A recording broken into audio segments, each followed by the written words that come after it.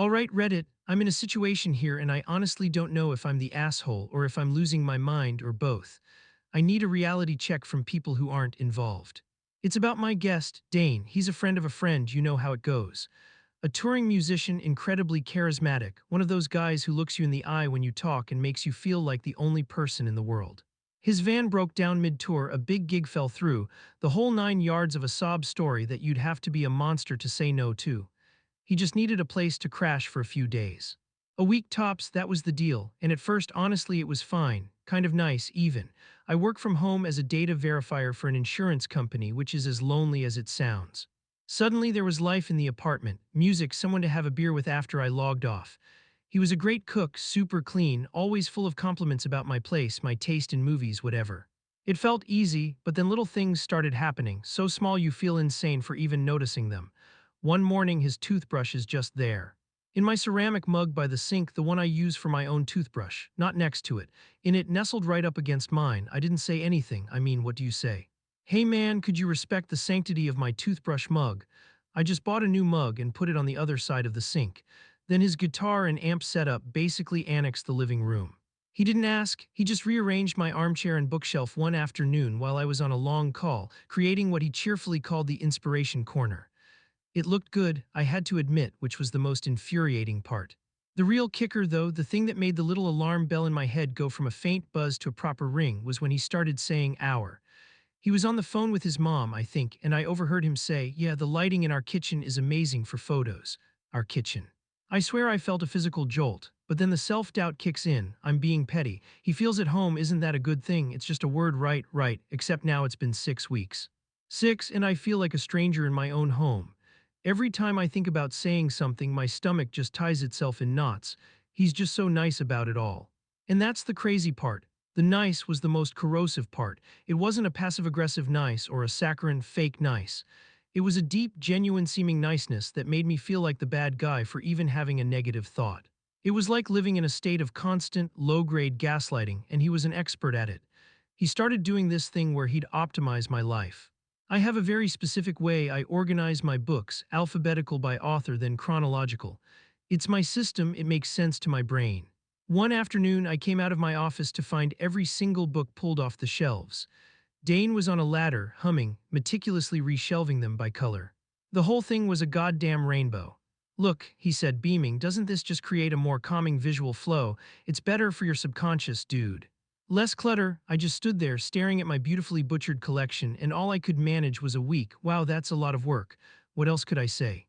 You've violated my personal Dewey Decimal System, you monster. He did the same thing to my fridge a week later.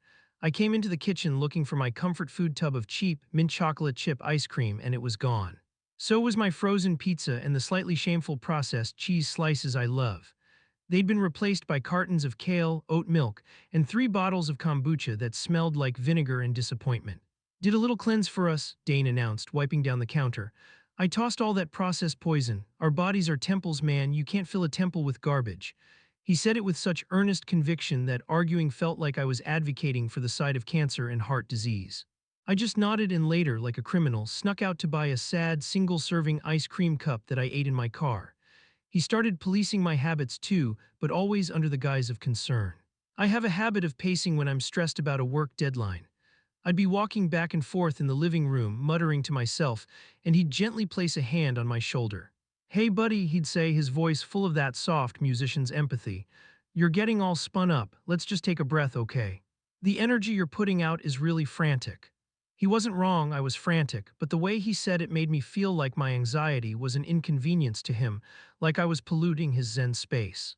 I started just bottling it up, sitting at my desk with my leg vibrating like a jackhammer, just to maintain the damn peace in my own apartment. The creepiest thing, the thing that truly started to unravel me, is the mimicry. It started small. He began using a weird turn of phrase I always say, well, that's a whole thing when something is too complicated to get into. Suddenly, Dane was saying it, all the time. Then he started doing this little gesture I do where I rub the back of my neck when I'm thinking. I saw him do it once while he was staring at our newly color-coded bookshelf, and I swear to God, a chill went down my spine. It wasn't imitation as flattery. It felt like erasure. The final straw was when I overheard him on the phone with one of his friends. He was telling a story, my story. A very specific, slightly embarrassing anecdote about how I once tried to impress a girl in college by rescuing a squirrel that had fallen from a tree, only to have it bite me and give me a rabies scare. He told it word for word with all my inflections, my pauses, but he told it in the first person. And then the little bastard bit me, he laughed into the phone. I stood frozen in the hallway, listening to him steal a piece of my past. He wasn't just living in my apartment, he was trying on my life, my personality, my memories to see if they fit. And in the process, he was making my own skin feel alien to me. The breaking point wasn't some grand, dramatic event. It was quiet, and it involved a bottle of whiskey. For my birthday last month, my mom had sent me a bottle of really nice, single malt scotch. The kind you don't just casually drink on a Tuesday. It was a special occasion bottle, and I'd put it away at the very back of the liquor cabinet, behind some dusty old creme de menthe and a half-empty bottle of Kahlua. Last night, I finally closed a huge, mind-numbing project at work. I was exhausted but relieved, and I thought, you know what, this is a special occasion. I went to the cabinet, my mouth already watering a little, and reached into the back. My fingers met empty air. I pulled everything out, my heart starting to thump. Nothing, it was just gone. I walked into the living room. Dane was sitting there, strumming his guitar, a half-empty tumbler on the coaster beside him. The room smelled faintly of peat and smoke. "Hey," I said, trying to keep my voice even, "have you seen that bottle of scotch I had, the one in the green box?" He looked up, not missing a beat. "Oh yeah, man, that was some good stuff. Finished it off a couple of days ago."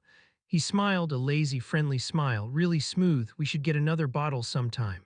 Wait. Something inside me just snapped. It wasn't the whiskey, not really. It was the casualness of it. The complete unthinking assumption that my most prized, personal special occasion was just another communal item in our pantry. It was the final, tiny trespass that made all the other, larger ones come crashing down on me. I took a deep breath.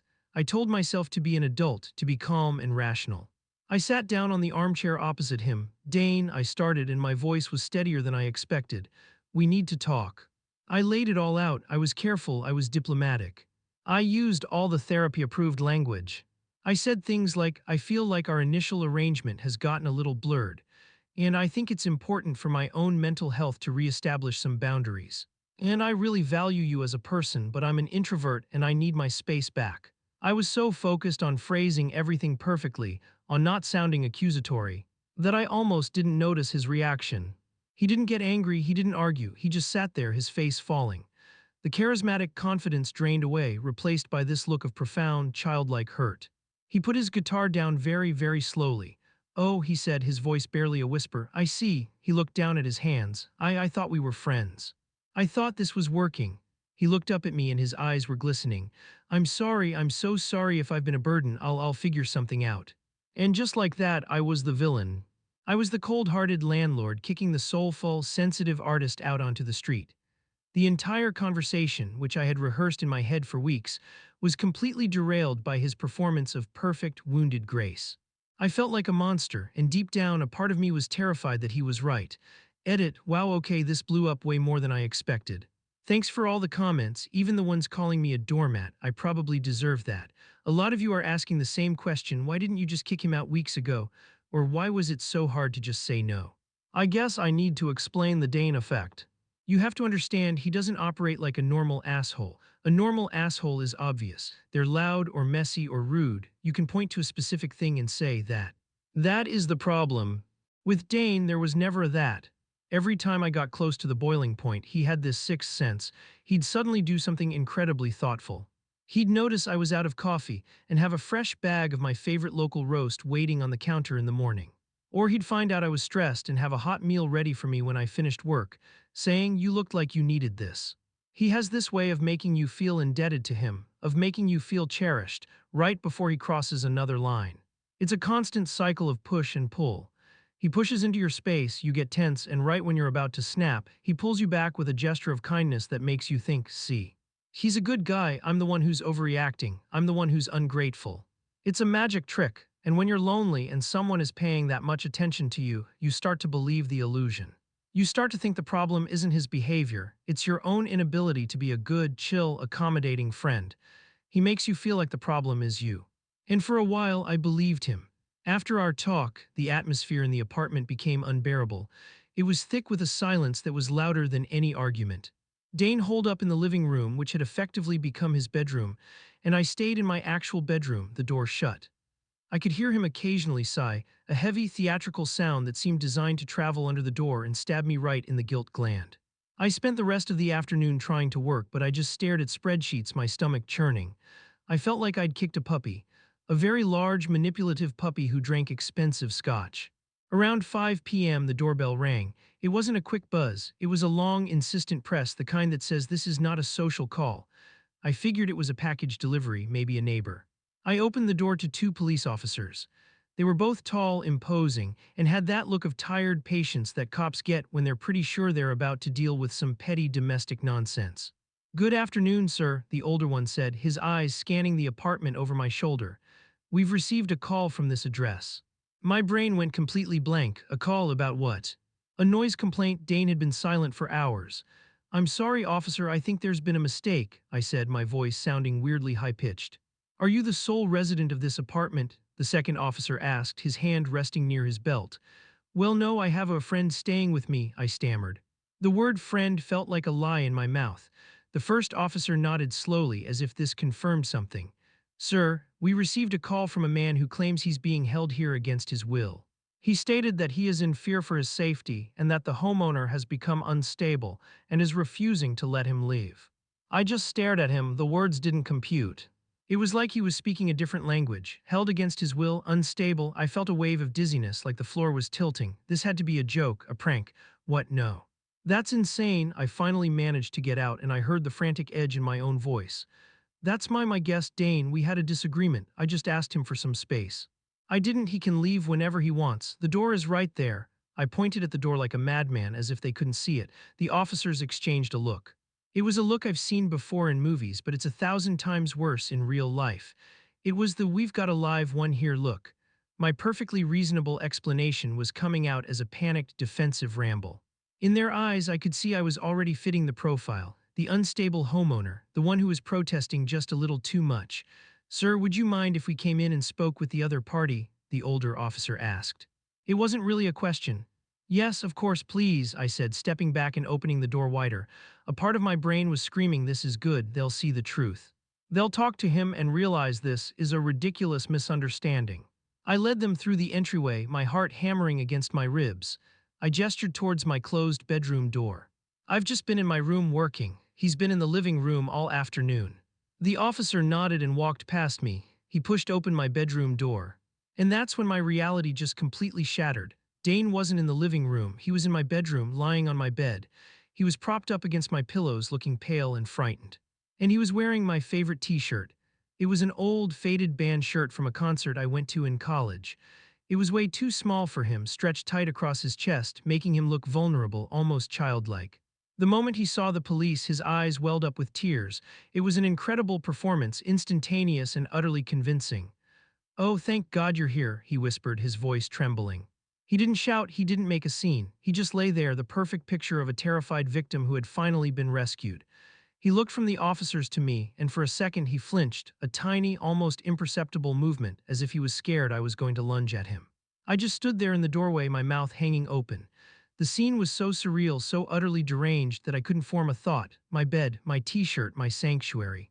It had all been turned into a stage for his insane little play. That's my shirt," I said, the words coming out in a strangled croak. The younger officer turned to me, his expression hardening. "Sir, I'm going to need you to stay in the living room while we talk to him." Every word of protest died in my throat. What could I possibly say that wouldn't sound like the ravings of a lunatic? "But he's the one who rearranged my books. He's the one who drank my whiskey."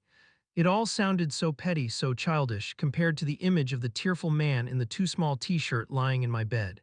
I had been outmaneuvered so completely, it was almost a work of art. A sick, terrifying work of art. There was no arrest, of course there wasn't. After talking to Dane in private for 10 minutes, during which I paced the living room like a caged animal, the officers came out. They wouldn't meet my eye.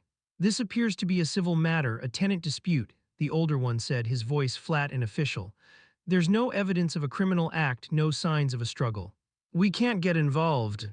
"He's not a tenant," I nearly screamed. "There's no lease, no rent. He was supposed to stay for a few days." The officer just gave me a weary look. "Sir, he has established residency. He's been receiving mail here. My blood ran cold, I hadn't even thought to check. His belongings are here, you can't just throw him out.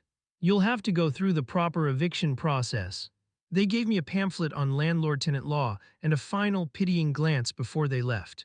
The click of the apartment door closing behind them was the loudest sound I'd ever heard.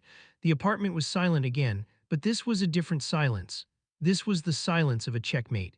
I stood there for a full minute just staring at the door. Then I heard a soft creak from the bedroom. Dane appeared in the doorway. He was still wearing my t-shirt. He'd taken it off, I guess, while the cops were talking to him and then put it back on. A final, deliberate twist of the knife. The look on his face was gone. The fear, the tears, the wounded vulnerability, all of it had vanished. What was left was something I had never seen before. It was a profound, unnerving calm, a quiet, placid emptiness.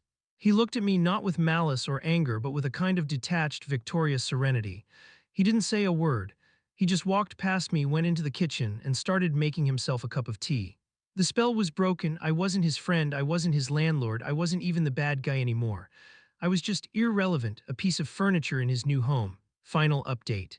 Something just clicked, a memory I had completely buried because it seemed so irrelevant at the time.